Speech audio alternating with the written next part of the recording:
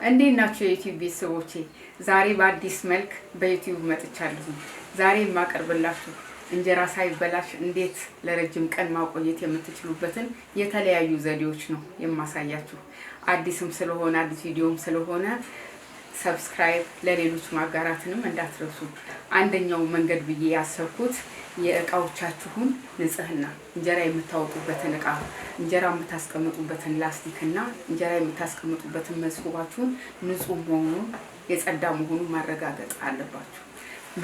ከዛ በተረፈ ደግሞ የምትጠቀሙበትን ላስቲክ በደንብ መታጠብ አለበት። ከታጠበ በኋላ በላርጎ ወይንም በፈሳሽ ሳሙና ካጠባችሁ በኋላ ብትችሉ በፈላ ውሃ ውስጥ ነከር አድርጋችሁ በደንብ ማድረቅ አለባችሁ። ላስቲኩ የደረቀ መሆን አለበት።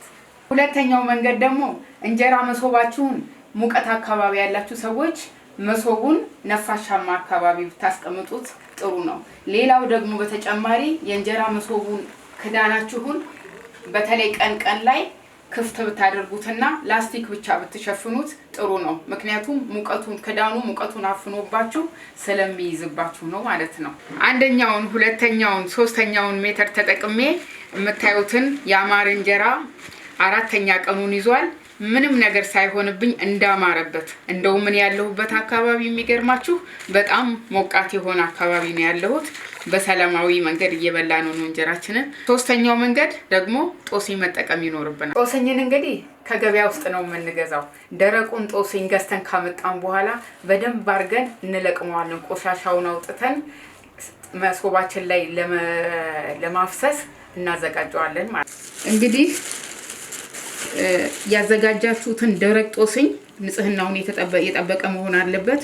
መሶባችሁ ላይ በደንብ አድርጋችሁ ከዳር እስከ ዳር መነስነስና በደንብ ማገንትን ሰፌዱን ሙሉ ለሙሉ መሸፈን አለበት ማለት ነው። ከዛ በኋላ ነው እንግዲህ የታጠበውን ላስቲካችሁን እዚህ ጦስኙ ላይ የምታስቀምጡት እና እንጀራችሁን ማውጣት የምትጀምሩት። ይህንን ጦስኝ እንግዲህ መሶባችሁ ላይ ካደረጋችሁ በኋላ አትቀያይሩትም። ሁልጊዜም መሶባችሁ ላይ ይኖራል ማለት ነው እንደደረቀ እና ለመጀመሪያና ለሁለተኛ ጊዜ ምናልባት ላይ ሰራላችሁ ይችላል። ከዛ በኋላ ግን በእርግጠኝነት በጣም ብዙ ሰዎችም ኮሜንት አድርገውኛል፣ ነግረውኛል በጣም እንደሚሰራላቸው እና መፍትሄ እንደሆነላቸው እና ተጠቀሙበት፣ ይጠቅማችኋል።